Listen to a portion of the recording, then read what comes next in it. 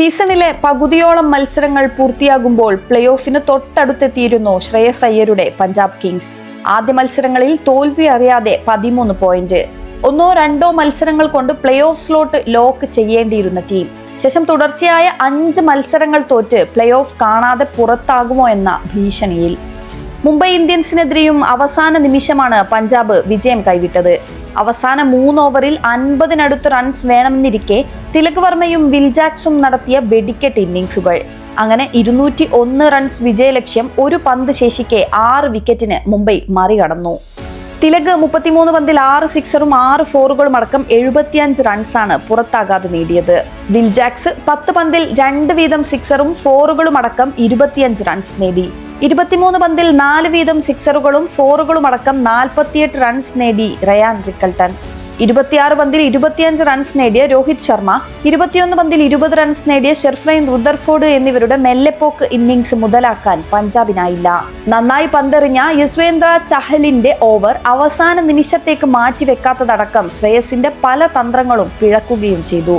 നേരത്തെ ടോസ് നഷ്ടമായി ബാറ്റിംഗിനിറങ്ങിയ പഞ്ചാബിന് മികച്ച തുടക്കമാണ് പതിവ് പോലെ ലഭിച്ചത്. കഴിഞ്ഞ മത്സരത്തിൽ പ്രിയാൻഷ് ആര്യ എങ്കിൽ ഈ മത്സരത്തിൽ അത് ഏറ്റെടുത്തത് പ്രഭ്സിമ്രാൻ സിംഗ്. ആദ്യ 5 ഓവറിൽ 50 കടന്നു. അവിടെ സ്കോർ അധികം ഉയർത്താൻ പറ്റാതെ പോയത് ദീപക് ചഹറിന്റെ പ്രകടനം കൊണ്ടാണ്.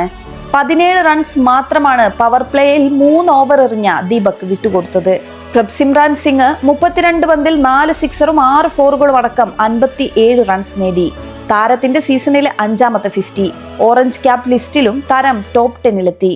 വമ്പനടികൾ സാധാരണ വരാറുള്ള കൂപ്പർ കനോലി ടച്ച് കണ്ടെത്താൻ ബുദ്ധിമുട്ടിയപ്പോൾ നേടിയത് 22 പന്തിൽ 21. ശ്രേയസ് അടക്കമുള്ള മിഡിൽ ഓർഡറിനെ ഷർദുൽ താക്കൂർ വരിഞ്ഞുകെട്ടിയപ്പോൾ സ്കോർ ഫ്ലോ നന്നായി കുറഞ്ഞു.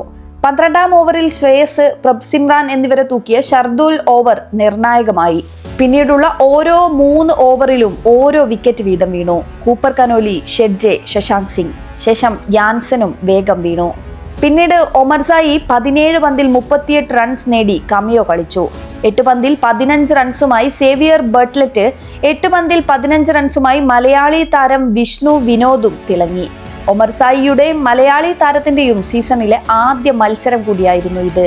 ഏതായാലും തോൽവിയോടെ ശ്രേയസിന്റെയും സംഘത്തിന്റെയും കാര്യം കൂടുതൽ സങ്കീർണമായിരിക്കുകയാണ്. നിലവിൽ 12 മത്സരങ്ങളിൽ നിന്ന് 13 പോയിന്റാണ് പഞ്ചാബിനുള്ളത്. 11 മത്സരങ്ങളിൽ നിന്ന് 12 വീതം പോയിന്റുള്ള ചെന്നൈ സൂപ്പർ കിങ്സിനും രാജസ്ഥാൻ റോയൽസിനും ഒറ്റ മത്സരത്തിൽ ജയിച്ചാൽ തന്നെ പഞ്ചാബിന് മുന്നിലെത്താം.